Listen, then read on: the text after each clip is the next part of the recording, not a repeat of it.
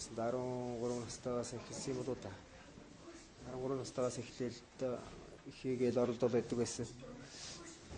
Айгуу зөвсрөл байгaalтай шиг санагдаад байсан. Тэгэл тэгж явж байгаа л 7 8 дугаар байх үедээ л ер нь сурч ирсэн да. Айгуу ер нь дууны ер нь айгуу хийдэг болсон.